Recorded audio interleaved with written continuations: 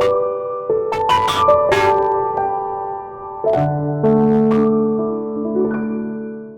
everyone, welcome to Excel Civils Academy.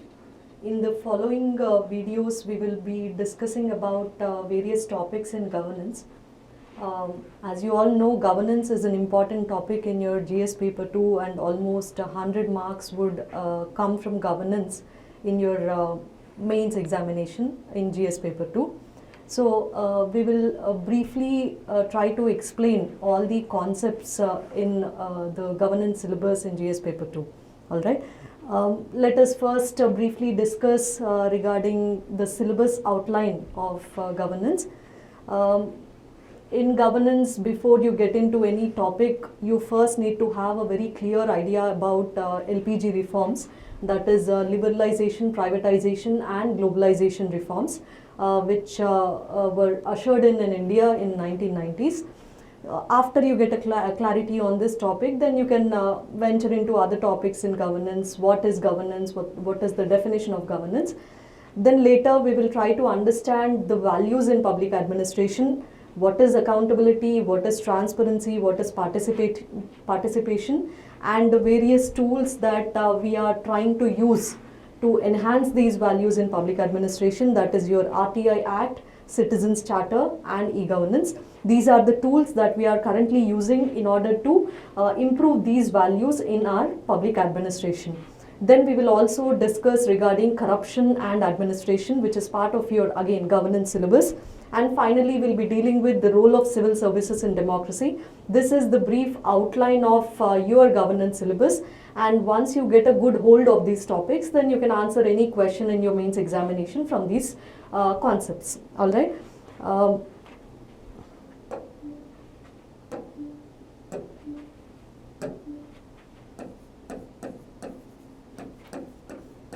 Now let us first try to understand what are these LPG reforms, what are they about, all right. LPG reforms essentially deal with two dimensions, that is the nature of state and the role which government has to perform in a society. Two dimensions to your LPG reforms. What is the role that the state or the government has to play in a society, and what should be the nature of that state or government? These are the only two questions which your LPG reforms deal with. Now, as you get into details about what is liberalization, what is privatization, what is globalization, you will understand why this is the case, why we have boiled down LPG reforms to these questions. All right. Now, what is liberalization of Indian economy? In 1990s, Indian government has brought in what are called as LPG reforms, and liberalization, privatization, globalization are three different concepts, and you need to understand them separately. All right. Now, liberalization is a concept which comes from two different philosophies. One is liberalism and neoliberalism.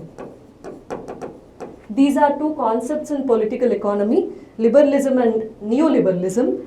Liberalism argues that in a society, greatest freedom must be given for private individuals.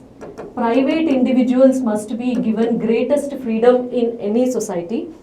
The second dimension is that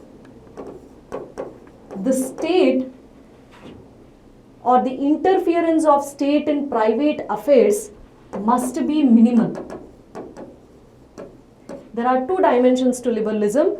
One is individuals or private individuals must be given maximum freedom, and the state or state's interference in private affairs must be minimum. All right. This is the concept of liberalism which you find in political economy. Then you have another concept called neoliberalism, which you find in economy, which argues that private sector must be given a maximum role in the economic activities or in the economic sphere of a society, whereas the state should be given a minimal role in the economic sphere of a society. right? What constitutes an economic sphere? Essentially, it is about production of goods and services. So neoliberalism argues that the private sector should be given maximum role in the production of goods and services in any society, whereas the state or your government must be given a minimum role. All right. Now, it is from these two concepts that the concept of liberalization of Indian economy comes.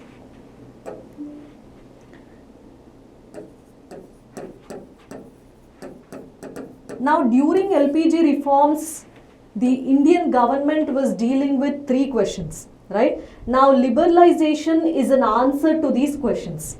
The first question that Indian government or state was dealing with was which economic activities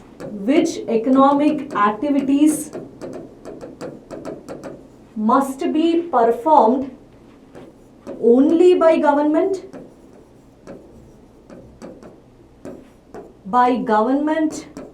and private sector, and only by private sector.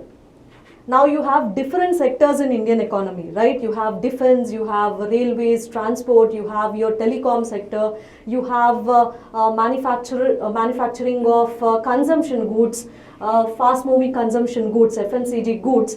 Now, which sectors must be reserved only for government? Which sectors must be reserved only for private players? Now, what are the sectors where the government and the private players must function together? Now, liberalization is an answer to these three questions. The second dimension or the second question that we were dealing with is how should the government regulate private sector? How much of regulation should be there in Indian economy is another question that we are dealing with. Which economic activities must the government perform? The second question is what sort of regulation should exist in Indian economy? Should it be strict regulation or minimal regulation or moderate regulation? What is the quality of regulation of private sector that we need in Indian economy? Now, as I said, liberalization is an answer to these questions, right? Now, what was the answer which was given to this? From the experience that we had post-independence for about 40 years since independence, we had gained a lot of experience with the socialist economy that we had in India. So from that experience, we have derived answers to these questions. Now, the answer was the state or the government must play minimal role in direct production of goods and services. Right? Now, you can understand this by comparing the situation in India pre-LPG reforms and post-LPG reforms. Earlier, pre-LPG reforms, what used to happen was that government was directly producing goods and services or most of the goods and services in Indian economy. For example, if you want to manufacture steel, you had a government company or a public sector enterprise which was producing steel.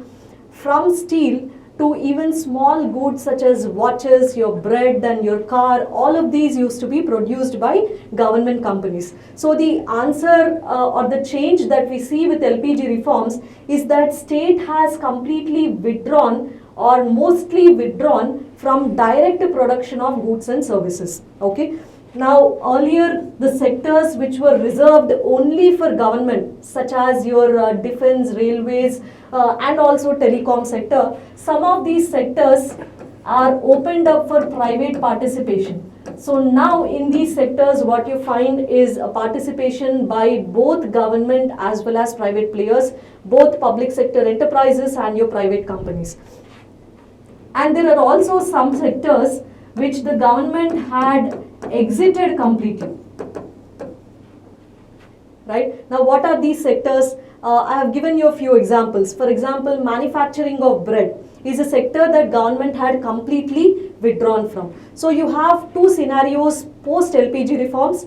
Some sectors which were a monopoly of the government are opened up to private players. The example is telecom sector.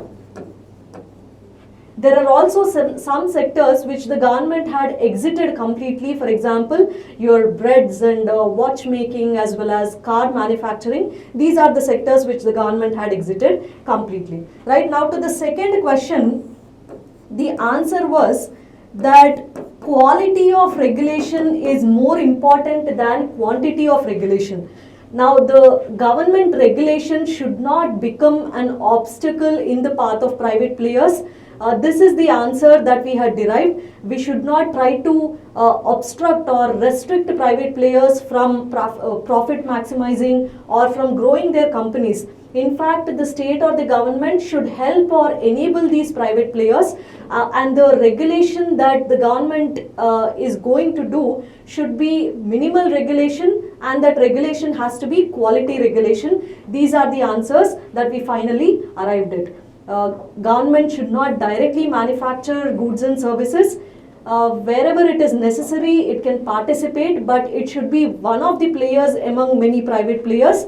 The second answer is that there has to be minimal quality regulation of private sector. You cannot make private companies fill up, let us say, 50 pages application forms in order to start a business, or the private companies shouldn't have to wait almost 1 or 2 years to start their business. The government should help the businesses or should help the private players to start their business easily, to run their business smoothly without any harassment from government, right? So finally, what you can understand from liberalization is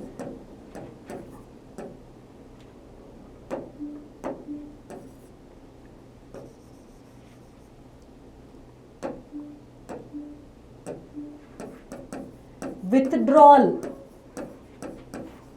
of state from direct production, and you also find withdrawal and reformation of regulations.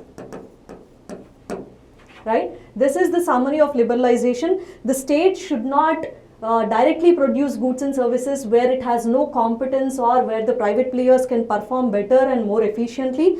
And whatever regulations that you have for the private sector, they should not be in such a manner that you restrict or obstruct the private players. In fact, the state must help the private players and withdraw all the unnecessary regulations and procedures that you have so that they can perform better and more efficiently.